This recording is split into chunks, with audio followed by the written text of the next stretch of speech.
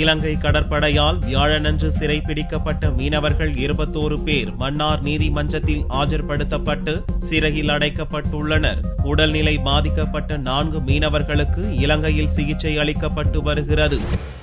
ராமேஸ்வரம், நாகை மற்றும் புதுக்கோட்டை மாவட்டங்களைச் சேர்ந்த 78 மீனவர்களை இலங்கை கடற்படை வியாழனன்று கைது செய்தது. இவர்களில் ராமேஸ்வரத்தைச் சேர்ந்த 25 மீனவர்களில் 21 மீனவர்கள் மன்னார் நீதிமன்றத்தில் வெள்ளியன்று ஆஜர்படுத்தப்பட்டனர். அவர்களை ஏப்ரல் 4ஆம் தேதி வரை சிறையில் அடைக்க மன்னார் நீதிமன்றம் உத்தரவிட்டது.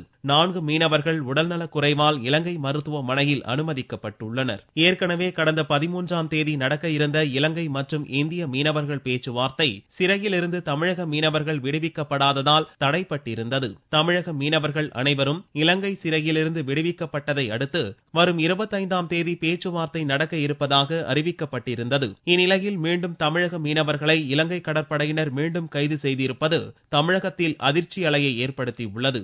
இது தொடர்பாக வியாழனன்று பிரதமர் மன்மோகன் சிங்குக்கு எழுதியுள்ள கடிதத்தில் இலங்கையின் செயல்பாடு குறித்து கடும் கண்டனத்தை முதல்வர் ஜெயலலிதா தெரிவித்துள்ளார். மீனவர்களை விடுவிக்கும் நடவடிக்கையை இலங்கை மேற்கொண்டால் மட்டுமே வரும் 25ஆம் தேதி கொழும்பில் நடக்கும் இருநாட்டு மீனவர்களின் பேச்சுவார்த்தை சுமூகமாக முடியும் என்றும் அந்த கடிதத்தில் ஜெயலலிதா கூறியுள்ளார். தற்போது சிறைப்பிடிக்கப்பட்டுள்ள தமிழக மீனவர்களை விடுவித்தால் மட்டுமே 2ஆம் கட்ட பேச்சுவார்த்தையில் தமிழக அரசு பங்கேற்கும் என்றும் ஜெயலலிதா அந்த கடிதத்தில் குறிப்பிட்டுள்ளார். இதனால் பேச்சுவார்த்தை திட்டமிட்டபடி நடக்குமா என்ற கேள்விக்குறி ஏற்பட்டுள்ளது.